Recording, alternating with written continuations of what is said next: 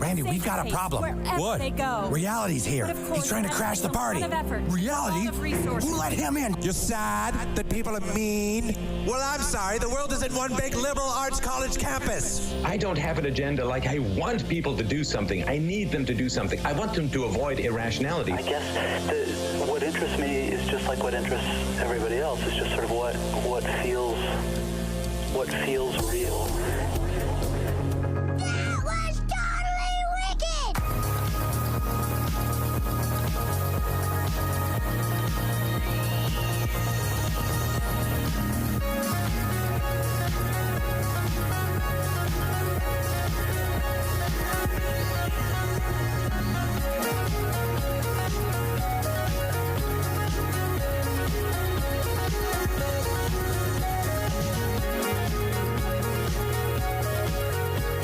Good morning, ladies and gentlemen. Welcome back to another edition of Real News in the Morning Time. Thank you so much for joining us this morning. We've already been deep into the topic. Shannon and I have been talking about an issue that's going to be one of the main issues you talk about this morning. Hey, man, we do this for a living. We do this for fun. We do this because it's our passion. On this side of the screen here, we do this because we love y'all sincerely. We want to grow every single day with y'all in what you're doing. Let me mute this other thing I got going on over here because I'm getting a feedback loop that's going to drive me insane. How are you doing this morning?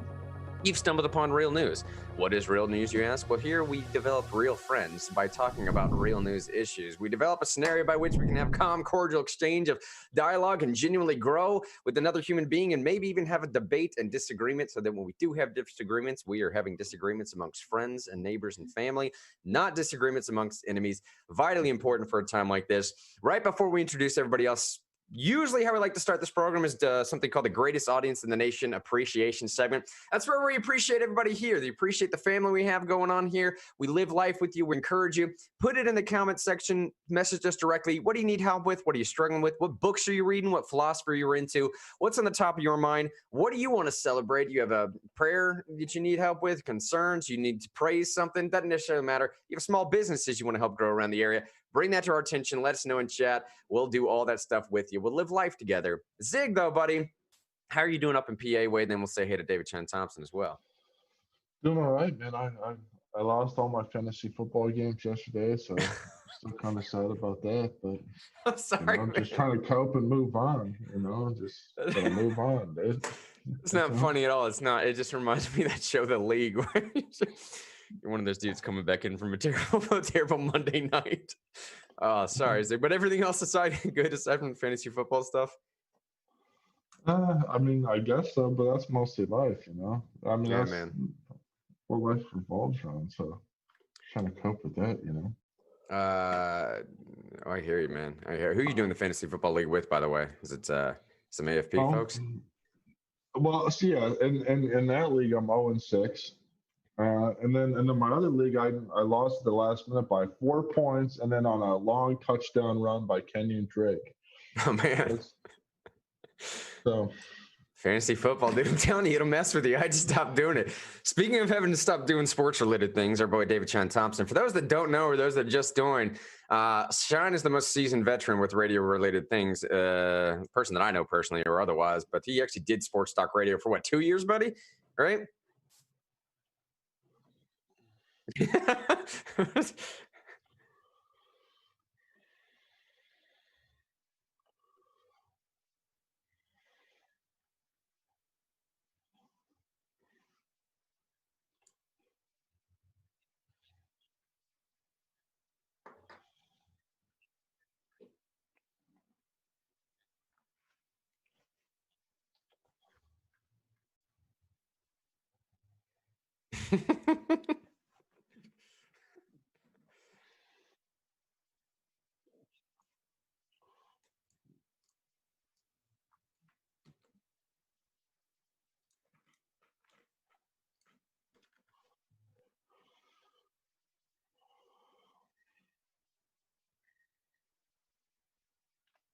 Well, ultimately, at the end of the day, most of these sports networks are some kind of Trojan horse for the Chinese Communist Party. So, maybe I should just tune out. Maybe this is a sign, but it is what it is.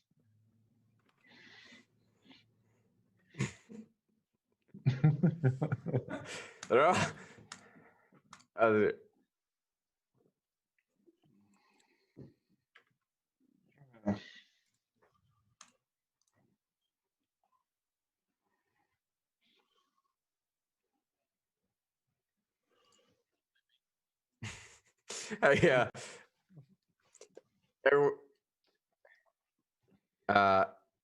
Hey, Sean, by the way, Michael said no audio. I don't know if that's on Zig or... Oh, I'm so sorry. See, okay, here's why my audio is off sometimes at the beginning. Is because right when the intro is playing, I have my microphone muted so I can tell Grant, now, start right now. And but I don't want y'all to hear that. I want the first thing you hear to be, good morning, or whatever Grant does. So... sorry about that. I always do that. I was just saying I don't like fantasy football because it's a game of chance, and I don't like games of chance because I only play games I can win, unless the intention is to lose. That's right, yeah. Hey, by the way, Mechty's in there, Jonathan's in there, Eric's in there with us, Judy's in there. Got a whole room full of folks. If you're not watching on Facebook, by the way, you can always catch us on YouTube or Twitch. Just go to realnewsradio.live. You'll also find the Twitter account. You'll find the Parler account. You'll find all the accounts that we do the Real News related things on. I think our Instagram's on there as well. And yes, we do some stuff with Instagram. My wife is trying to convince me to do more stuff with stories. So whatever, I'm going to get up on it. We're going to be dropping some stories here soon. You know, whatever, just little 15-second videos about, hey, we're here, we're doing this. Pay attention to this. Don't pay attention to that. Speaking of what to pay attention to, on Facebook, the bottom here, you'll see the Real News Fake News game for today. If you just joined, here's how this game is played. It's exactly like it sounds. We put a headline out there. You tell me whether it's a real story or a fake story. And yes, satire sites are included in the fake stories. Whether it's a real story, someone trying to actually prove a point, or whether it's a fake story, somebody not trying to prove a point, just trying to be funny with it or whatever.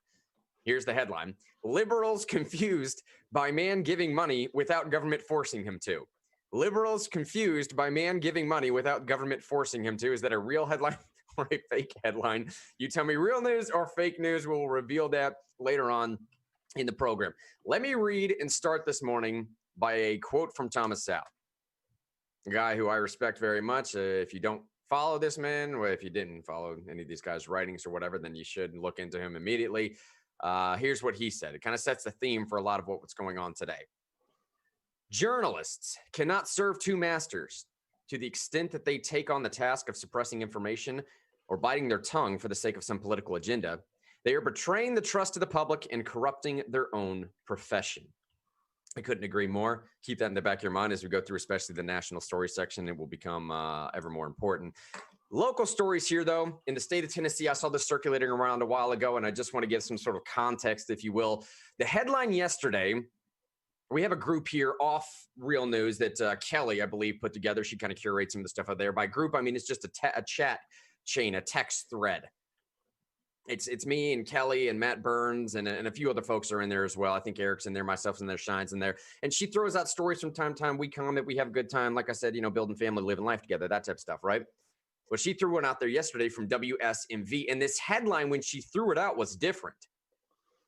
The headline as of yesterday, when it went to the text chain, did not say what it says this morning. This morning, the headline says, Governor, meaning Governor Lee, Governor will continue to allow mayors to determine if masks should be worn in their counties. Yesterday, it did not say that. Yesterday, it said something to the effect, as I'm pulling up this text chain right now.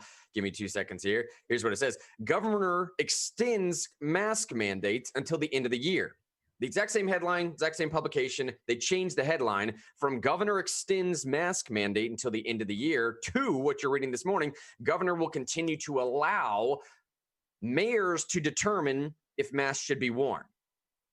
Let me just read where we are right now, and then I'll give you some of the backstory as to why we're here in case anybody's hearing about that or what's going to happen going forward. The governor of Tennessee will continue to give authority to mayors across the state to determine if masks should be worn in public in their respective counties. In July, Governor Lee signed an executive order that allows Tennessee mayors the option to implement or end mask mandates in their respective counties. On Monday, the governor's office announced that he would extend that order until the end of the year.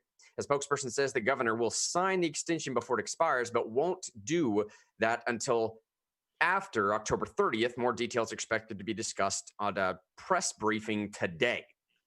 It goes on to give the exact statement. So the question then inevitably becomes, why the change of the headline? Why did we change it? We, like I had anything to do with this. Why was it changed from governor extends mask mandate until the end of the year to governor will continue to allow mayors to determine if masks should be worn in their counties?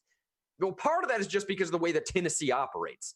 Part of it is because when the governor issues an edict like this, a mandate, an executive order, whatever you want to call it, I think executive order is the proper term. When he issues something like this, it goes down, and for 6 counties in the state of Tennessee, it is the health boards that will ultimately make those decisions. The other counties, 89 of them, it is essentially the mayors that will make that decision. And from day one, this is kind of how Governor Lee's allowed this to operate. So the change going from one to the other of governors going to extend the mandate, as opposed to letting the counties decide, I think what they're trying to get across is in the counties where there's major problems, or in the counties where it's most populous, say, I don't know, Knox County, Shelby County, Davidson County, i.e., Knoxville, Nashville, Memphis, they're probably going to extend these mandates well on to the end of the year. Therefore, Governor Lee is going to be responsible for extending the mask mandate until the end of the year. Alternatively, you could look at the way that News Channel 4 changed their headline to say that Governor Lee will continue to allow mayors to determine. Now, again, importantly, in those counties, it is not the mayors that will determine this decision. The other 89 counties, it will be. And there will be several of those 89 counties where the mayors will say, no, I'm not going to have a mask mandate. And inevitably, what will end up happening, as it is happening right now, droves of people from Davidson County, when restaurants and everything else shut down, just like it did last time, or because they just don't want to wear masks or whatever the case might be, droves of people will drive from Davidson County straight south into Williamson County. Essentially, they'll drive from Nashville down to Brentwood or down to, I don't know, Spring Hill or down to Franklin or wherever they want to go to. They'll hit up restaurants around there. That's what's going to happen. That's what happened last time. Now, we could go back one step further and say, okay, so where did all this come from? Go back to the local show notes section.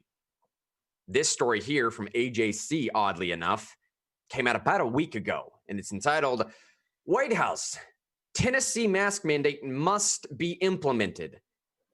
White House is basically at some point came to Governor Lee and said, listen, man, you kind of got to do me a solid here, okay? I'm not going to do this at the national level, and I'm not going to force y'all to do it either. But there has to be some type of optic going on here to help me. I'm speaking as Trump here, or at least the Trump administration White House, if you will, okay? And a lot of this is speculative. I'm just giving you the basic breakdown as to what the story is within this headline. The story is basically that the White House, the administration, or Trump himself possibly, came to Lee and a few of these other governors and said, I'm not going to force y'all to do it. Can you help me out, though? Because it's going to be a much better optic if y'all do have something to do with the mask mandate so I can get a handle on this COVID-19 issue at the national level during these debates, but I can't force y'all to do it either. So will you help me out here? So it's kind of a thing where the White House said, you don't have to, but you kind of have to. I'm not going to force you to do it. And if you really want to test my hand on that, well, then I don't know what's going to, let's just not cross that bridge if we don't have to. But the story I'm getting as it's unfolding, and frankly speaking, I don't even know if this helps y'all or hurts or if this helps interpret it or not. It's just the story as I see it unfolding. Governor Lee made a decision because the White House came to him and said, hey, can you help me here? Can you just do what you did last time? Because for the major areas in this state, it will allow the health boards to essentially do what they've always wanted to do, is to enforce these mask mandates. Now, again, where I've always stood on this, at the end of every single time I go on one of these rants, is I just think if the end goal that you're trying to go for, the proverbial you, whoever, if you're trying to get more people to wear a mask, I just don't see how forcing them to do it is going to convince them that it's the right thing to do. If the end result at the end of the day, like the classic persuasion of rhetoric, if you're trying to persuade somebody to take action on something, I don't think this is the most persuasive way to get it done. Maybe I'm wrong. Let me kick it to Zig, though, real quick, and then I'll kick to Shine to see if he has an opinion on this story as well as we enter the national stories. Zig, what do you make, man? The mask mandate, should it be national? Should it not be national? This is going to be a topic that will come up on Thursday's debate for sure. Go ahead, though. Well, I don't think any Republican should believe that any kind of mandate should be national. That's antithetical to fundamental Republican beliefs, and it's not just about states' rights, but it's about having local leaders being able to make the appropriate decision. The advantage of quote unquote states' rights is that it really empowers more local leaders to be more involved in the political process in more than a symbolic way. Okay, more than just casting a vote. That's part of that is symbolism.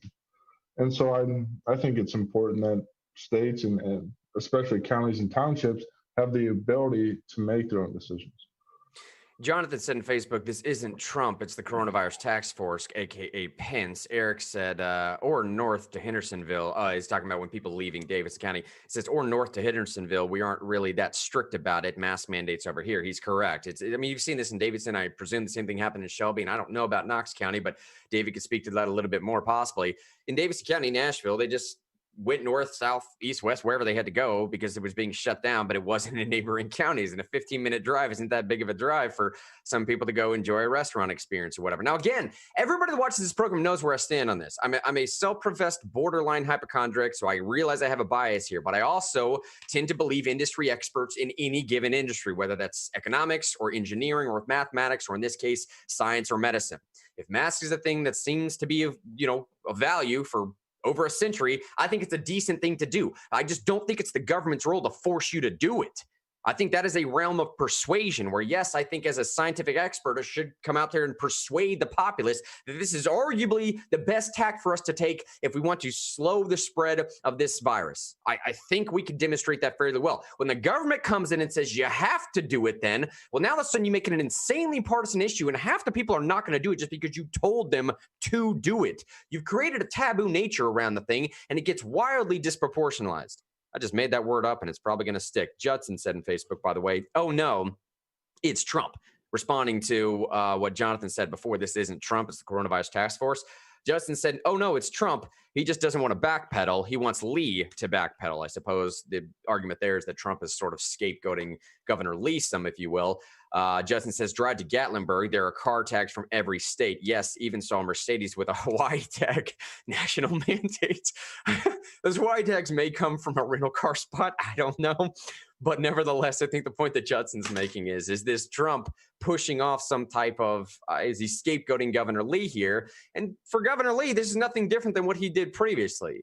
To Governor Lee's credit, I suppose, he's basically saying, look, I'm going to try and let y'all handle this as at a localized level as possible. Which, again, I agree with that solution. Let the local municipalities figure this thing out. What works for Nashville is probably not going to work for, I don't know, man, Dixon or, I don't know, any other place around this area. Shine, though, before I switch to the national topics, man, a lot of this infects y'all over at the Knox County area. Arguably, in this state for sure, but I would venture to say nationally, nowhere has made headlines as much as talking about the overreaching power, alleged or otherwise, of the Knox County Health Board, right? And there's been nowhere else in the state that's been speaking about as much, and arguably nowhere else in the nation that's talking about getting rid of some of that power. What do y'all make of Governor Lee doing this again? What do you make of the White House allegedly putting this mandate on Lee? Well, I've actually, I can't believe I didn't think to do this, because I think originally I saw this story on Saturday night on WATE, and I saw that WUOT got the credit. So congratulations to them for doing the FOIA request that made the big news. I'm still trying to see if I can find the document they FOIA requested, though. Because, when you read any story about this, it's a little ambiguous.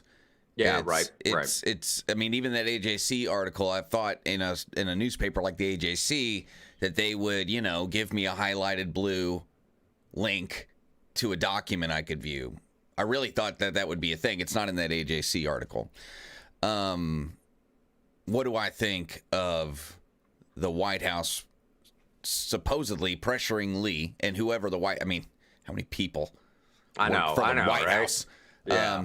To add in some context, I think it was this week that Trump leaked audio of Trump was dumping on several members of the coronavirus task force, if I remember correctly.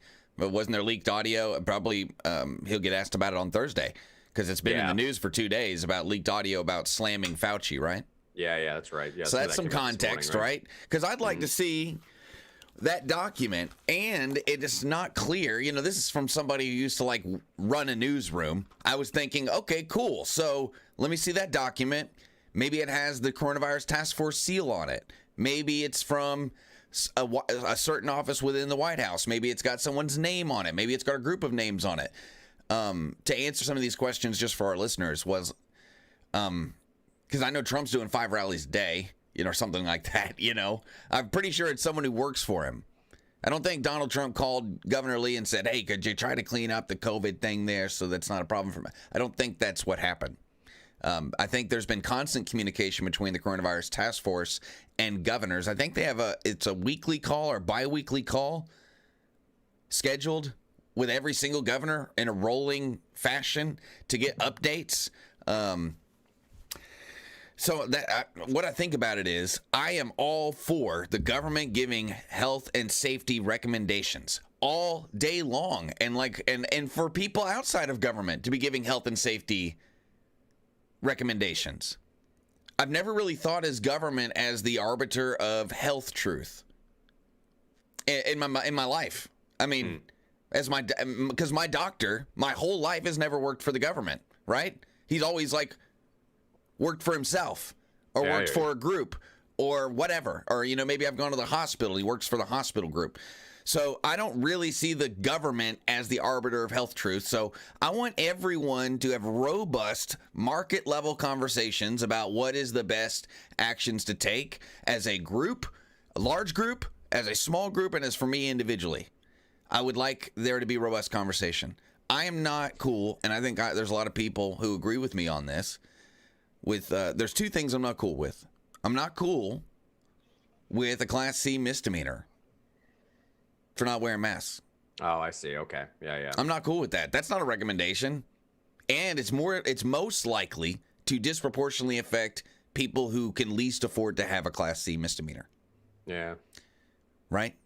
Yeah. When it comes right down to it, it's the people who really don't need a Class C misdemeanor who are most likely to get it. Well, you are correct about that. People of color, right? People who are low income, those are the people most likely to get hit with something like that. I also don't like people who are not elected making law. I really don't like that. And in a bonus point, I really don't like giving people the power to refuse service. I feel like there are very limited powers as a business owner to refuse service, and maybe not even legally, but culturally, because of the things that went on during Jim Crow and things like that. It's just not culturally okay to refuse service it used to be only culturally okay to refuse service for very few reasons, like no shoes or no shirt, or you're trying to cause violence, or you're yelling or screaming. It's not because of any of the clothing you're wearing or the way you look or anything like that. And now it almost feels like we've legalized refusing service for political affiliation. It's like like I said, it's a bonus point because it's not quite there. It smells like it. It's like a 5% that, and that's too much because I feel like we need to ease tensions anyway. And giving people the right to refuse service to people because they assume it's not even as much about the mask, right, Grant? It's like assuming what your politics are because you wear one or you don't wear one, and giving people the legality to refuse service based on your political affiliations or your assumed political affiliations, I think is very dangerous for the future. There was an Knox County Commission meeting last night. I'm going to call one of the county commissioners today and for him to give me a rundown because they've been going till like midnight. Yeah. And I don't know if there's any update beyond what was passed last month, which was just the county commission almost just verbally rebuking the health board. And so we'll see what goes on in the future. But anyway, that was a little long-winded. I apologize. No. It was important to get all that there, and because Eric said in Facebook when you were talking about some of these laws disproportionately affecting certain individuals, Eric said to your point, he said, yeah, like the homeless who have already been harassed here and pretty heavily. Eric lives right outside the Nashville area. Let's see. Eric also said, literally, the White House, it came to life, and its first words were, quote, "Tell Tennessee to wear a mask." October surprise. Judson just said in Facebook, Trump and Lee had the opportunity in March to, quote, suggest wearing masks. They spent 7 months saying, quote, they don't work. He says it's the past suggestion, in quotes, phase that we roll into in winter. And I'm telling you right now, as we actually enter the national story section right now, I still believe arguably the worst time for something like COVID to have hit was during this election year. I'm telling y'all, man, any other year outside of this 2020 election year, possibly even in 2016 with Hillary and Trump. I don't think it was as partisan or as divided then as it is now, which I know is a strange thing to say, but it's just, I think that's the trajectory we've been on. It's going to be probably another 10 to 15 years until that Overton window shifts back again. But I'm telling you right now, arguably the worst year for something like COVID to hit was right now, because anything that can be used as a version of political capital will be used as a version of political capital. And I do mean on both sides. Absolutely, I mean this on both sides. Well, Grant, part of the issue here also is that you have people on these public health boards or scientists, and they're not economists, so they don't consider trade-offs. Okay. You know, this notion that we automatically ought to follow science, that's bunk, because scientists don't consider trade-offs. So with any health official board, there ought to be an economist who gives some kind of breakdown of the different trade-offs under different scenarios. To do otherwise is irresponsible and can lead to the needless destruction of business, right? Well, Zig, and it's economists for sure, but what Zig is talking about is sort of these tangential effects of any type of shutdown that may not initially be considered. I mean, suicidality is off the charts. We're talking about an exponential increase in suicide rates. Obviously, world hunger levels have risen back to what they were to pre-1980 levels. You can go look up these statistics. I mean, divorce rates are skyrocketing. All right, we have an entire generation of children that I don't know what is going to happen to the education of these kids, honestly. And I know we've only had about a year breakup in that, but within that year breakup, what is percentage of children that are going to choose not to do public schooling and supposed to go towards homeschooling or some type of private schooling or whatever? And that may be a good effect, maybe a net positive or a net negative. We've already seen them say we're not going to measure the how well the students did this year and tying it to your job or your raises. That's what's already. So that's anecdotal, maybe correlated, but more likely causated. That it's probably because students did really bad this year, and we can't just fire a whole bunch of because there's laws, right? There's laws about if all your students do bad, you got to be talked to. You got to the principal needs to talk to you about it, and now that will no longer be a thing. So that just goes to show you that there's giant gaps in some children's education this year. But that's not for me making a point. It's just adding context to what you're saying, you know. Eric said Facebook, well, Bill Gates predicted it. He literally said Trump will deal with the pandemic, so it shouldn't have been a surprise. Even 201 look into it. Event 201 look into it. And what Zig is saying is absolutely correct here. I mean, there are all kind of tangential effects that we just listed through poverty level, world hunger. When it comes to instituting a new law for a Class C misdemeanor, did a economist weigh in and determine the cost benefit of that, or was it just assumed that would lead to better outcomes? Who has said that this will lead to a better outcome? Where is the information saying that this is going to lead to a better outcome? Well, I'm just speculating. No, I hear you, but I mean, I'm just speculating here, but I think the idea is that there's more emotional weight lended on the front end to loss of human life than there would be to the potential loss of human life 20 or 30 years down the road by some type of economic catastrophe. There's false dichotomous thinking happening, Grant. It's like weird assuming emotional thinking and false dichotomies of should we think about the economy or should we let everyone die? That's kind of the weird false dichotomy that a lot of people are living in. And it's like, just be honest about it, you know, just think for a second. But that's not following science. Economics is a science. Okay. So if you don't have an economist weighing in, then whatever decision you're making is not by definition scientific, or it's less scientific. It's only partially scientific. And that's something that anybody should be concerned with, is the lack of economic thinking. Yeah, people are emotional. So what? That's why you have an economist come in to reassure people with data and information about trade-offs. That's crucial.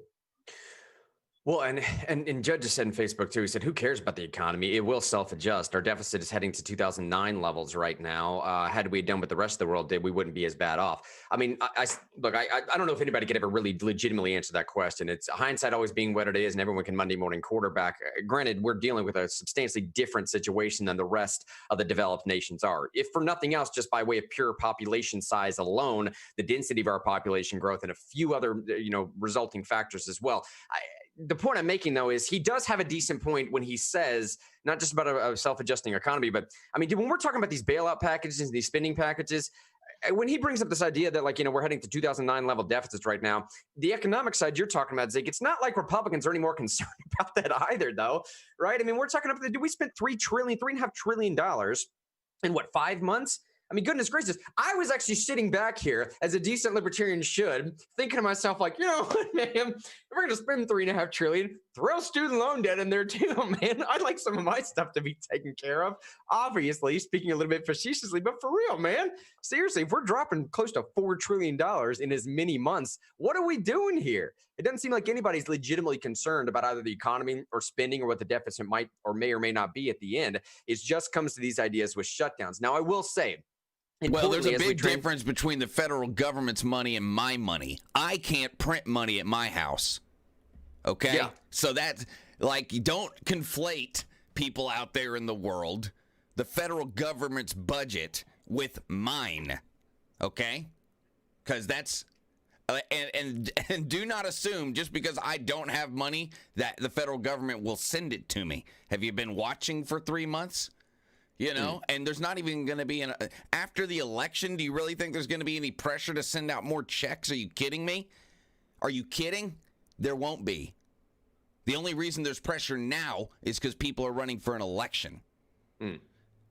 So don't conflate the greater economy with the economy of me, because those are not the same things. Yeah. And the economy is adjusting. And I want to appreciate. I would say I appreciate Judson being here. I don't think he's ever been in the chat before, so thanks, Judson. Like, sincerely, thank you for being in the chat. But there's a big difference between the economy is adjusting, and what's happening is there are some people who've made like 20% more profit than they did last year because people's habits have changed. If you happen to be a local, like, grocery store owner chain and only own like 15, 16 grocery stores, you're probably like really banging and booming, right? Yeah, Amazon's not hurting for sure. We know that. Yeah, but if you're like a first generation immigrant or something like that, or second generation immigrant, and you're running like a tailor shop or what do they call it, dry cleaning or whatever, you're screwed with no ability to come back. And so, like, there's this segment of the population, I think like something around 15%, who have those kind of businesses like bars, restaurants, and then other things that involve like touching and transacting, you're just really messed up. And there's so many people who are not hurting, who are speaking unemotionally about the hurt. And it's like, it's really easy to say there's an adjustment happening, but there's real people in there who've lost like years of income into the future and are trying to figure out how to make it. And so, like, I don't know, let's just be a little more sensitive. Yeah, I mean, there's entire industries that'll never come back. You're right about that, right? Hey, Zig, you want a last word on that before I switch to a national story topic here?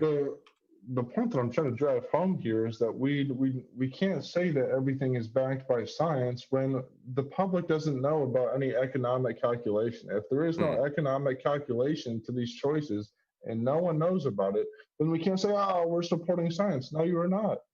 Okay. What science are you following? I hear you there, man. Not economics. Speaking of economic science, Michael said in Facebook a second ago, we all know him as Stimpy here. He said, recall our conversation about the economy, the rise of large companies and the dissolving of small. The large companies are rising in stocks. What Stimpy's talking about is any other time in American history, there's been a point of catastrophe, whether it's through a pandemic or, I don't know, the crashing in the markets or whatever it might be. Typically, what we end up seeing is a consolidation of smaller companies into larger companies, i.e. the smaller companies that can't survive are bought up by these larger companies that have the existing capital to buy out the smaller companies. As this ends up happening, the Mitt Romney economy. Yeah, it's not a bad way to call it. That's awesome. But as this ends up happening, you see a consolidation of smaller, vibrant companies that give you more diversity of selection, diversity of input, and dare I even say diversity itself, into larger corporations that end up becoming these conglomerates, right? So prior to the market crash, the 20s or whatever, we had a bunch of banks in this country, a couple hundred, couple thousand, I don't know, but we have about 5 now. And those 5 are kind of running the Federal Reserve. You can do the same thing with media. You can do the same. I don't know. Look at an industry. Look at any given industry. You can see this same trend that's always happened. Okay. You got a bunch of little companies out there doing what they were going to do, flooding the market with opportunity, flooding the market with a different product. And as the differing products go out there, the more competition we have. I could buy from company A all the way through company Z because I have literally that many different choices. Well, as they continue to consolidate, the choices become smaller as well. As the choices can become smaller as well, I'm getting a worse product at the end of the day is kind of the point. And as they're buying up these smaller companies, there's more power that's consolidated in the top as well, right? I'm a little bit fearful. That's what big tech has ended up doing. It's the corporations, right? Man. It's the corporations, man. They're taking over, man. They're going to get us, man. The corporations. But it is something a little bit of what Zig's talking about as well. As there's going to be this effect where, you know, larger companies are going to get larger while smaller companies just never come back. It is what it is. Hey, you want to have some fun with some of your folks? All right. Bring up this Neil deGrasse Tyson thing and tell them an asteroid is going to hit. I mean, it's 2020, right? We may as well go into this. What have we not experienced in 2020? Ask your friends this. Hey, it's 2020 bingo. Get out your 2020 bingo. There's supposed to be an asteroid that's going to hit literally the day before the election. NASA's confirmed this as well. It's just everyone's saying that it's about the size of a refrigerator, so it's not going to cause that much damage, and it really won't, I mean, unless it lands right on top of something. Here's the story. The famed astrophysicist posted a photo of a giant rock hurling towards Earth with the caption, Asteroid 2018 VP1. The refrigerator-sized space rock is hurtling towards us at more than 25,000 miles an hour. He goes on to say that it would have a brush with Earth at an ominous time. It may buzz cut Earth on November 2nd, the day before the presidential election, but it's not big enough to cause harm. So if the world ends in 2020, it won't be the fault of the universe. So says Neil deGrasse Tyson. Now, NASA did confirm this as well, and they also confirmed, like, it's on trajectory. It's probably going to hit us. There's only a 1% chance that it will hit somewhere else in the country. It says it's 6.5 feet in diameter. There's only 1% chance that it will hit somewhere in the country. Okay, so we got a 99% chance we're going to be okay. But the space agency said they are tracking 3 possible areas of impact, weren't specific on where those impact places will be. But you want to have some fun with your friends, ask them, hey, man, if an asteroid hits right before, are you voting for the asteroid, Trump, or Biden? And secondarily, ask them, like, let's say something catastrophic were to happen. What would you do differently in your life? How would you live your life differently starting today if we knew that on November 2nd, it's all done, man? I would probably, you know what the biggest change in my life would be, Grant? I'd probably forget Neil deGrasse Tyson's Me Too moment, and I would also instantly think him more relevant than he is.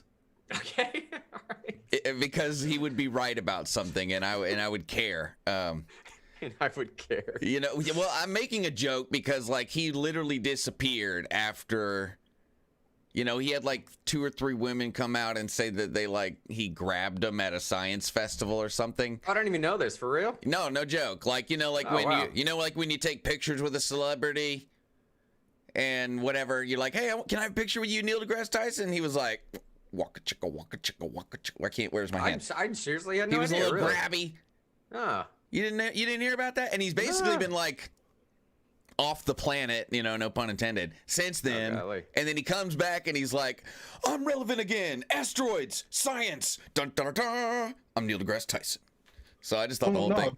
This goes back to the problem that I'm trying to point out. People say that they support science, and what they mean is they support clown scientists like Bill Nye and Neil deGrasse Tyson.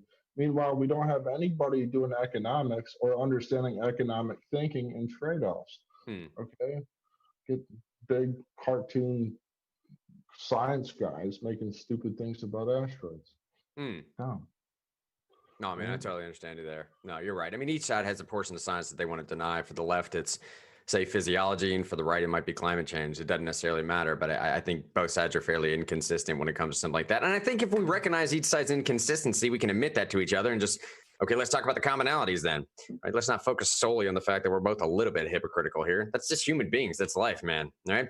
All right, let's dive into the topic at hand for today, Sean. There's a bunch of different stories that I want to get to, but I know the one that people really want to hear about is the muting of the presidential candidates in the next upcoming election. Now, if we have time for it, I really want to get back to some of these videos that I pulled here, but I think for the sake of the show here, let's hit the mute story, come back to why I think the mute story may not matter all that much. And then if we have time, we'll end on the DOJ charging Google with multiple violations of antitrust. That one's not as important because that's been 7 years in the making. all right, call it 3 years in the making, but started really a while back before that. All right, it's been a long time coming, this antitrust violation with Google. It's just coincidental, dare I say, that it hits right now, a mere few days after Twitter and Facebook shut their stuff down. And if you want to tell me these stories are not interrelated between Google's antitrust violations and Facebook and Twitter, I'm not going to believe it. They absolutely are, 100%. And frankly speaking, I think the real story here is that somebody at the DOJ said, I don't know, dude, just charge him with something. Shine has great commentary on this as well, right? Just find something, charge him with something. We kind of got a battle going on here. But backing up, here's the headline from CNN. Yeah, I pulled it from CNN. What are you going to do about it? I wanted to get the most apt left take I could on this particular story. Former Vice President Joe Biden and President Donald Trump will have their microphones muted during portions of the second and final presidential debate on Thursday night. That's going to be happening here in Nashville, the Belmont. The Commission on Presidential Debates announced this on Monday in a decision that will likely anger the president. Yeah, the decision came after the commission met Monday afternoon to discuss potential rule changes to the debate format. They decided that the changes were needed because of how the first debate between Biden and Trump devolved into chaos, with the president frequently interrupting the former vice president. I pause there because, I don't know, it's CNN. They're going to say it was just Trump interrupting Biden. I think if you were to chart this out, it's probably 60-40 or 70-30. Say that Biden didn't do some of his own, whatever, doesn't matter. I don't think it matters at all who you assert the blame to here. They are correct that it devolved into chaos. But frankly speaking, it was arguably the most entertaining television of the year. And I kind of think that's the point. I kind of thought in the very beginning from that when we first watched this, I told this to Shine and everybody else the day we came on afterwards, I was really let down because we didn't have an exchange of substantive ideas and there wasn't any policy that was discussed and we didn't get to the core of what these people believe. And then somehow I caught myself thinking would that have mattered anyways? I mean, honestly, I know it should, but would it have?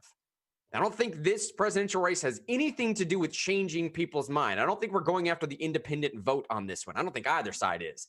I think whoever is voting has absolutely made up their mind at least several months ago, if not several years ago. I don't think these debates are going to change anybody's mind at all. Frankly speaking, it's only if there's some type of gaffe or flub moment or something they can point to later on. I mean, I'll put it this way, okay? The one exchange we did have where policy issues were discussed on an intimate intellectual level between Vice President Pence and Senator Harris. What was the main story that came out that following morning? There's a fly that landed on Vice President Pence's head. The fly story is what overwhelmed. It wasn't about Harris's policy over here or Pence's policy over here. We are living in idiocracy. Okay. And I think the sooner we realize that, the sooner we can correct these problems. But to come out here and claim that, I don't know, man, that this is going to be a better version of what happened last time. It's not. It's not going to change anybody else's mind. Harumph I say, man. Give me the interrupting. Okay. Clutch my pearls. Clutch my pearls, dude. And then let's be honest too. Okay. If a CNN or somebody else is really in the bed of Vice President Biden and they wanted him to win, they would just let Trump keep talking. I mean, I don't know, man. It seemed to help Biden in the first one, or so the claim is.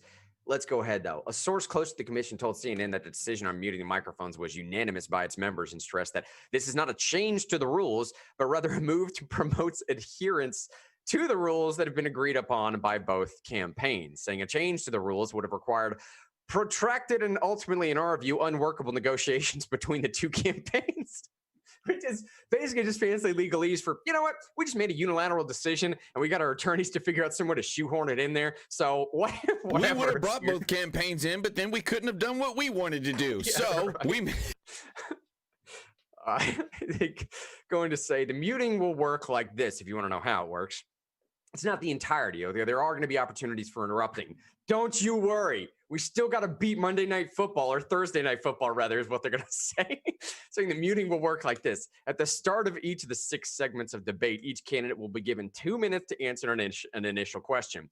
During that portion, the opposing candidate's microphone will be muted. A quote, under the agreed upon debate rules, each candidate is to have 2 minutes of uninterrupted time to make remarks at the beginning of each 15-minute segment of the debate. These remarks are to be followed by a period of open discussion. Both campaigns this week will reaffirm their agreement to the 2-minute uninterrupted rule. So apparently it's just those 2 minutes of when the initial question is asked and the initial response is given. And then the open discussion portion, I guess, is fair game. But at least for those 2 minutes of how I'm reading this, they're saying 2 minutes, one person's muted, 2 minutes, the other person's muted. And after that, you can interrupt as much as you want to, although I still wouldn't hold out to think that maybe there'll be some yelling or shouting across the stage. I don't know. Zig, let me kick it to you first up, buddy. What do you make of this story, if anything? And then we'll get Shine's take on this as well.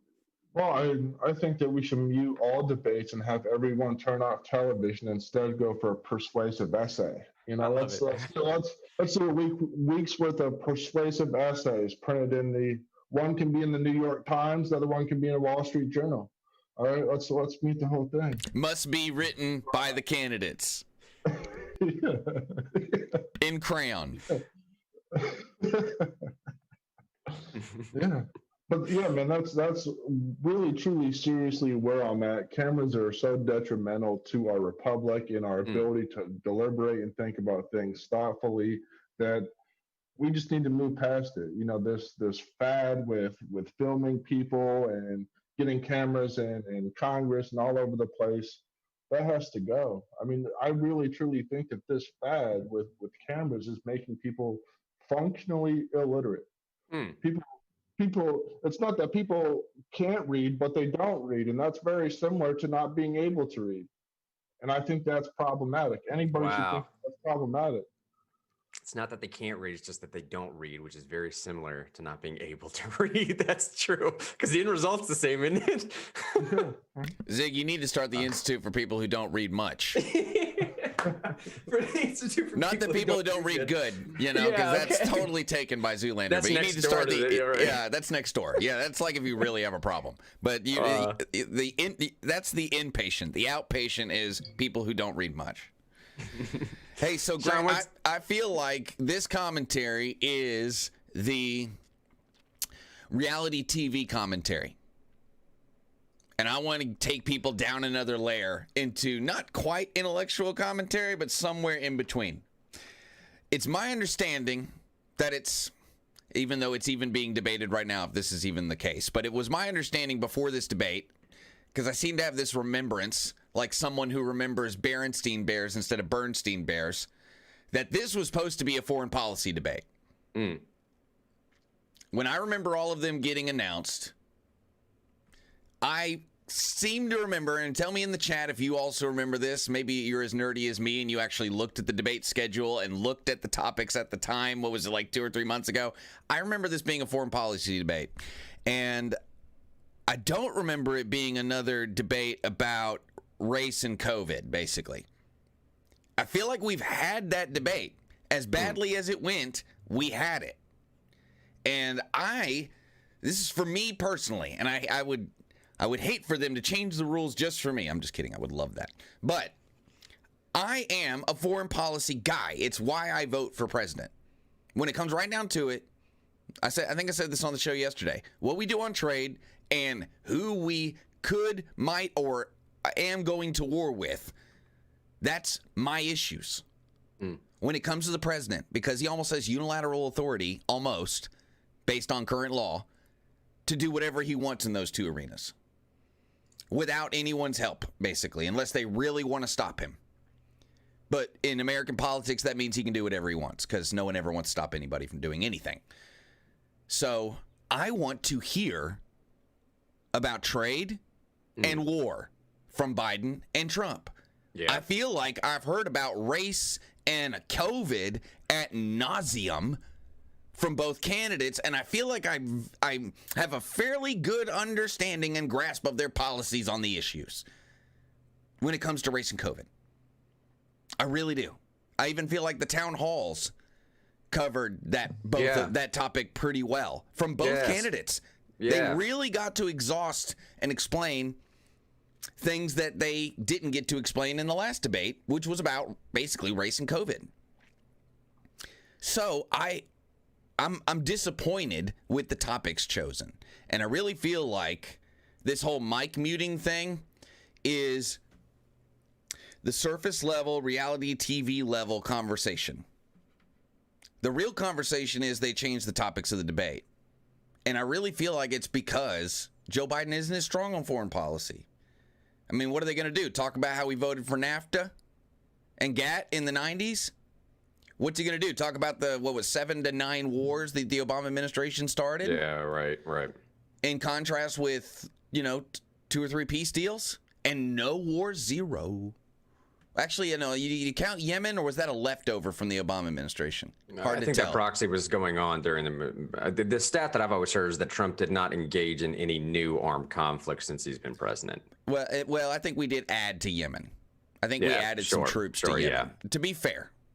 But I don't feel like that was a new thing. I mean, I'm pretty sure President Obama started 7 new things that were part of the Bush White House plan. I don't remember what the name of that plan was, but there was a plan to start 9 wars in 9 countries and realign the Middle East during the Bush administration, which the Obama administration followed that plan, I guess. That's theory, by the way. I would just like to hear about foreign policy. And if I get another debate about COVID and race, I just feel like I'm going to be let down. I don't want to make some statement, America will be let down. I'm not going to get some moral thing going on to try to prove my point. I want foreign policy. And honestly, if they don't change the mic stuff, Trump won't participate anyway. So that's the news right there. That's when it comes right down to it. In my opinion, he just won't participate if they do the microphone thing. And it showed as a beta test. They beta tested this on the last way around. Didn't hurt Trump at all to say I'm not going to do it. And he actually got proven right. They said they wanted to do a Zoom call, and they said it wasn't safe to do the regular thing. And then they ended up doing the regular thing, right? Right. So he's played chicken and won with that commission before, and he'll probably do it again. I'm not saying it's right or wrong. I'm just like, so many times when I'm telling you what's going to happen, people assume it's because I want it to happen. I don't really care. I'm just really good at telling you what's going to happen. So Trump will not do it if they don't back down from that. He'll play chicken, and somehow, like a weirdo slipping on a banana peel and falling right into a backflip and landing on his feet perfectly, Trump will figure that out. And because for some reason he's got dumb luck in that regard. But that's my prediction. And can we talk about the fact that Joe Biden canceled all public events leading up to this debate? Yeah, right. On That's Sunday, we're within 15 days of the election. And Joe Biden said, I need 4 or 5 days of practice, I guess. Because when I threw it out there, I think the most unbiased towards Trump reason that was thrown out, then it may have been, if Judson, you're still in the chat. I think it was from Judson. He said, okay, he's practicing for the debate. So he needed 6 days or 4 days, 5 days. And no public events, no interviews leading up to it. That's also very odd to me, but a separate issue from what we're talking about. No, and I think one of the obvious responses to why Biden took 4, 5, 6 days almost to prep for a debate that arguably both sides, or if not Biden's side for sure, probably has some of the questions to ahead of time anyways. They have him prepped. I mean, they've had him prepped for the entire time. I think one of the more obvious answers, they just don't want him out on the campaign trail risking exposure, not to COVID-19, risking exposure to having to respond to these Hunter email questions. I think that's basically what it is. I'm not going down the conspiracy route of whether it came from Russia or not. I have a whole bunch of stuff from this linked in the show notes. We just probably don't have time to get to today. It's been a story that we've been following for a very long time. It's part of the Google shutdown story. I think the problem, though, is that they don't want Biden responding to this because Biden is fairly gaffe prone. Whether you're a Biden supporter or not, we all know this to be true. As much as Trump puts his foot in his mouth, Biden arguably does it as much, if not more. And they don't want to risk Biden a possibility to having to be forced to respond to some of these questions. Even responding to these questions lends credence or validity to the story itself. Well, if he denies anything specifically, someone could come up with real or fabricated evidence to turn that denial on its head within hours of the debate. That's why they don't want him to address it. I'll even be fair and say it could be real or fabricated, because if he denies anything specifically, they'll be like, Joe Biden's a liar, And here in the chat, I'm just reading the chat here. Someone said, if you want to learn about foreign policy, go listen to so-and-so on a podcast. I know about foreign policy a little bit. I want to hear what the leaders will do. I don't want to get educated. I feel like I'm pretty educated. I mean, I didn't go to school for foreign policy or anything, but I don't need to hear experts. I need to hear what the decision makers are going to do because it's big for me, for my vote. I mean, I voted for Barack Obama in 2008. I don't mind telling y'all that. But it was a huge middle finger to the Republican Party for starting so many wars. Oh, I see. Okay. And it was what it was all about. And it's always been my biggest issue. Maybe it's because I was so young when 9/11 happened. And like, I have friends who went into the military when they were like 17, 18 years old and came back crazy. I have friends like that. Bless their hearts, and I pray for them every day because they struggle. They struggle. Really, truly struggle. And I've had to deal with some of those struggles personally. And so it's just, and I don't feel like they went over there for a really good reason. Yeah. And it's like the sacrifice wasn't worth it. And then I've also was on that show Veteran Next Door for a while, talking to veterans every week. And whether we were talking about history or whatever, they always brought up the suicide rate amongst especially the young returning veterans. So it's just a big issue for me emotionally. And like, I just want to hear them talk about foreign policy for an hour. Is that crazy? I mean, like I said, a lot of this other stuff that they're talking about is really congressional action stuff. Yeah, exactly, bro. COVID and anything having to do with race or COVID or healthcare are truly legislative actions. Yeah. But what a president can do is start a war without asking anyone's permission. Yeah, man. Dude, 100%. A president can make a trade deal without asking anyone's permission. Unless it's a treaty level, because then Senate has to ratify. But he can do one-off deals anytime. Powers Act right now, exactly, man. War Powers Act, he can basically send in, without any approval at all, send in troops for what, at least 60, 90 days? What's the War Powers Act? I think it's at least 60 days without congressional approval to continue that action there. You can get a lot of stuff done, bad, good, otherwise, in 60 days. And this is one reason why I appreciate Zig pushing people back to the Federalist Papers so often on this program, because Sean's exactly correct. I don't think we pause long enough ever to ask the simple question of, as soon as you're about to bring up a political topic, everyone should start square one with, first of all, what do I think the role of government really is in my life? Federal, state, local, otherwise. Secondly, the question I'm about to ask, is it even at all within the realm of what this specific branch of the government should be doing, could be doing, will be doing? If you're asking a bunch of stuff to the executive leader in this position that has nothing to do other than just some type of public persuasion or public opinion, or I don't know, man, whatever. If it's meant to be a legislative issue, then make it a legislative issue. If it's meant to be something within the courts, then let it be within the courts. If it's specifically within the purview of the executive, this is what Shine's saying, which foreign policy and warfare are arguably some of the only two that should be just there, at least to start with, maybe. Power of the sword. What is it, Madison? Or is it Hamilton? Zig, that said, like, you shouldn't fear the Supreme Court because they have neither the power of the purse nor the sword. They don't control the money or the armies, so the Supreme Court should be the less feared. But this perversion and tainting of the way that we see government right now has made the Supreme Court basically what the legislature is, and the legislative abilities have now been pushed into the executive, and the legislature really doesn't do anything at all. They kind of just exist to take our money and get a bunch of public interviews, Grant. Isn't that important? Right. Yeah, they do interviews right there. Yeah. They do press conferences. They do photo ops. Part of the issue here is how often lawmakers are willing to use executive orders or to whip their party instead of using the veto power. I'd like to hear a presidential debate about that. How often and when should the veto be used? I think it should be used with greater frequency. So that way we have less legislation. We don't need more legislation at the federal level. We don't. That stomps on states and it stomps on individual people. We need more vetoes.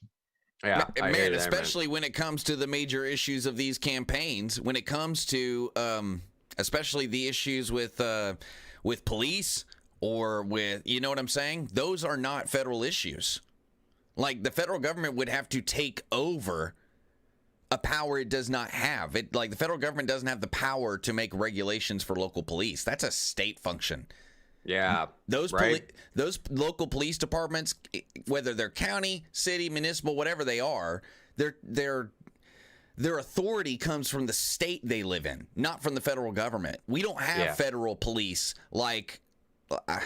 the only ones I can think of are Latin American countries. Like, most Latin American countries have federal police. They don't have federales. Yeah. Well, that's different, Grant. Come on, that's the Mexican FBI. That's not federal police. It's different, actually. That's like the investigative arm.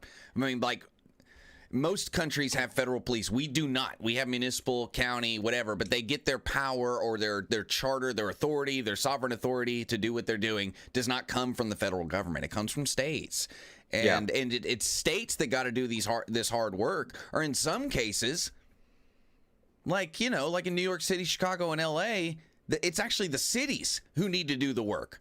And what's stopping them? Like, what's stopping the city of New York or Chicago or L.A. from completely changing how they do police? I mean, they did it in Minnesota. Why ask the feds to do it when you're just asking them? You're just giving them power they do not have. I don't know. If we're going to talk about role of government, Grant, you kind of got us into the role of government, and I love it, by the way.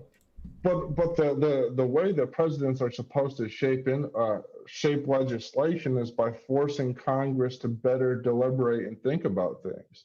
And that's the purpose of the veto, is not just to go along with your party or not to go along with your party. It is to force Congress to deliberate and think about things again. Well, that's what we need. Think about what Zig is saying here and combine that with Judson's last comment here. Judson just said making tear gas illegal, as it is in the Geneva Convention, should be federal. But here's part of the problem, though, is even if you made it illegal at the federal level, in my understanding, it would only be applicable to federal law enforcement. FDA, FBI, CIA. I don't know if you have the FBI out there or National Guard troops like they were doing in Portland for a little while. I guess the National Guard troops couldn't use tear gas, but currently in American law, the decision to use tear gas or not to use tear gas is a state level decision. There are currently, I think, 6 or 7 states that do not allow tear gas to be used. Washington and Oregon are not one of them. So even when state law enforcement comes out there, what Shine is talking about is the policing power within our Constitution. The policing power is left up to the states. You can pass a federal law, but you can't force the states to enforce that federal law. It's the very reason why marijuana, for example, is legal in Colorado. You can make it illegal at the federal level, but you can't force Colorado law enforcement to enforce your federal law. You can send the DEA down to Colorado and bust up those weed clinics all you want to, but you can't force Colorado police enforcement to do it for you. Right. So the idea, I guess, is, tear gas should make it illegal at the federal level. But ultimately, it's not going to matter unless you get it at the state level. And to Shine's bigger point here, I think this is a fantastic conversation to say. I think we all enter these conversations with the assumption that there always has to be this level of power at the top. That it's just there, it's always going to be there, and we desperately need to make sure that this power, because it's so extreme and so overarching, is placed in the most capable hands possible. Yet we never consider the other option of, well, does there have to be that much power at the top? Because it wasn't originally designed this way. Can't we go back to this understanding of where we're supposed to be 50 interconnected little countries, as Shine says all the time? We're supposed to be 50 little mini countries that are figuring it out for ourselves, kind of like Europe was doing for a while. We're just stronger together on specifically federal issues. The states cede a small portion of that power. A very small portion of that power to the federal government only when necessary to do so. Outside of that, it's supposed to be the states deciding for themselves. So this overarching, ridiculous, draconian level of power that presidents and the executive branch have right now, the better option, in my opinion, is just screw all of it. Don't ask the question of who's the best person to run with that level of power. We need a king-like version of something to properly steward it into the future generations. Forget about all that, man. Kick it back down to where they don't have the power regardless of whether it's your guy or not. Then you won't have a problem of how this thing ends up going down. Zig, you want to get on that, or Sean? I know we got to end the program here in a minute. No, I'm just gonna stump for more veto powers and the threat of more vetoes, because the president should force Congress to deliberate and think about bills. That's the whole purpose. We need to create a culture where lawmakers can better think about things and have the incentive and reason and capability to do so. But with excessive cameras intruding into all these conversations, creating a bunch of thoughtless nonsense, boring, useless dialogue, and folks in Congress not understanding the Federalists and the public not expecting them to, we don't have that. But we can create a culture of deliberation by going back to that. And to finish my point there, what Judson said, I agree that tear gas should not be used for any particular reason in America. If it is banned by the Geneva Convention, I completely agree across the board. It shouldn't be used in either particular state. I just think the better way to get that done, as we always say here on this program, and frankly, what we do at Americans for Prosperity, is work through local solutions. This is going to be a bit of an AFP pitch, but honestly, if you don't believe us, if you don't know what we're talking about, reach out to any person that works for this company. Come join us at the legislature. Come see what we do for a living. See how we're working on issues of criminal justice reform. See how we've been repealing, civil asset forfeiture laws, or we're talking about no-knock warrants getting this stuff done. Or I'll put it this way. 2/3 of the stuff that they're marching in the streets for over the last 6 or 7 months, Shine and I and Zig have been working on for several years at the state level. Because if we do it in the state, it doesn't matter what you do at the federal level, man. That's the point I think we're making. You can change your life in a very effective capacity, much easier with the people that you can actually reach out and touch and get in front of. Come join us in some of these things. Sign these petitions, man. Meet in front of your legislature, whatever you got to do. Sean, I'll give you the last word if you want to, buddy. Unless you think we have time to hit another story or two, we may have to end it for today. I don't know. What do you think? I'm good to go. We can keep going. If Zig's cool, we'll keep going. I do want to say on the issue of federal legislation versus state and the idea that you can get more things done if you run it through the feds. It's in my opinion, we would do a lot better if we'd reframe our thinking a little bit. The fact that there's not a federal law, and let's use tear gas. That's fine. Let's use that as an example, because you can use just about anything. But we'll use it since it's on the topic. Instead of thinking not having a federal law allows certain states to use tear gas, you should flip that. It's actually inverted. The fact that there's not a federal law allows states to ban it.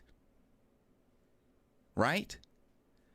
Because here's the deal. If you invest that power in the feds, you may get a law change today in your favor. But what if the law changes tomorrow? Because a new law is just as good as an old law and can replace them. So, you're not really getting what you want forever. Because it can change. Especially since it's a bigger pot. It's a lot of people. Okay? It's way easier to control what happens in your state. Way easier. Just me and Grant can give you several examples about how much easier it is to lobby a state representative or a state senator than it is a federal legislator or federal, God forbid, a federal senator. Good luck getting face-to-face with a federal senator in your entire life, where the actual purpose is for them to sit down and listen to your opinion and not ask for your vote. That last part in particular, yeah. Good luck. I will take you to dinner and buy you a $70 dinner tomorrow. If you've ever done it in your life, but if you do it from this day forward, I will give you the biggest high five, because it's very difficult. So I think we just need a change in thinking. The lack of federal law gives freedom to states to make tear gas illegal. Make the import of it illegal. Make the manufacturing of it illegal. That gives them the freedom to do so. You never think I would have more freedom if I'd have more federal laws. That is not reality. It's not. Because like I said, you can have it go your way today, and then it can go another way tomorrow. Whereas it's less likely to happen in your state that way. The purpose of federal laws is to settle on things that there's a wide consensus on, and not just a partisan consensus, but a wide bipartisan consensus. That's the whole purpose. So that way, those laws don't have to be repealed or dealt with. When we start talking about lynching laws, for example, I don't think that there's not a consensus. Now, where the consensus would be broken is when you start putting in all this other junk in there, which can happen. That's a problem with federal, just any legislation. You can get a bunch of bad amendments. But nevertheless, I don't think anybody disagrees, for example. Jessica asked if Senator Lisa Baker counts. I think she wants to know if she can get a meeting with her senator. By the way, here too, on the way out of the program, let me just let y'all know. Here we go, showing the results in the video right now for the Real News Fake News headline of the day. Is the following headline real or fake? Actually, this whole Real News Fake News headline for today is somewhat pertinent to what the topic that we're ending the program on this morning, the role of government, what you think the role of government is in your life. And do you, I don't know, to some extent think that government should be deciding how to run things for everybody, or should that be left up to the individual to decide for him or herself? How much do you believe in individual autonomy, actually? How much do you believe in individualism, actually? How much do you believe that the individual has the right to choose what is probably best for his or her life, right? To some extent, you would have to say, if you don't believe in that all that much, then I don't know, it's okay to force beliefs through the arm of government on someone else. And if you do believe that, hey, man, the freedom to fail comes along with that. We have to recognize that, okay? That is the very harsh reality of individuality. Is the very harsh reality of what some might deem as liberty or freedom, is the freedom to fail and deal with those consequences. I personally fall on the latter of those two as well. Here's the headline. Is the following headline real or fake? Quote, liberals confused by man giving money without government forcing him to. 38% of y'all said that was a real headline. 63% said it was a fake headline. It is a Babylon Bee headline coming from a liberal. Being confused. I don't think liberal charitable giving is certainly less than it is on the conservative side, demonstrably so, and for large margins, but they certainly do give quite a bit as well. So liberals confused by man giving money without the government forcing him to do so. It is a fake headline. It's Babylon Bee. Some things I'll hit on the way out here because I just don't think we have time for it today. We'll save some of this stuff for tomorrow. I'll just give you all an idea as to where I'm coming from. There's a section in the National Stories headline here where I'm continuing to track this ongoing saga with Ice Cube. He's now wrapped up 50 Cent into it. Kanye West has always been there. These major African-American figures in the community, and I'm talking industry leaders of movies, music, and everything else. Yeah, dude. That was brutal, man. Yeah, man, I'm telling you. Ice Cube came out today and sent this tweet. He said, a lot of energy being spent on telling me to stay in my lane. Zero energy being spent on telling Biden and Harris that they need to do way more for black people to shore up that vote. Shake my head. He says, I'm just telling you, man. Follow this Ice Cube trend if you're not following it. And Ice Cube is not saying that he's going to vote for Trump. That is not at all what Ice Cube is saying. No. Ice Cube is just saying he's disenfranchised, he's fed up, he's jaded by the system itself. What did he say there? He said, you're not doing enough to shore up the black vote for Biden and Harris. That's all he's saying. Because, man, go back and watch the town hall with Joe Biden. He talked about like $4 billion for education initiatives for post and for middle school and high school, basically, and then talked about another like $2 billion for early education. I mean, it's like less than $10 billion. Not that the money is we're kind of for smaller government or whatever. So, but I'm just comparing, right? And then he goes and then you hear from Trump talk about a $500 billion investment in 59 communities, creating opportunity zones where you can.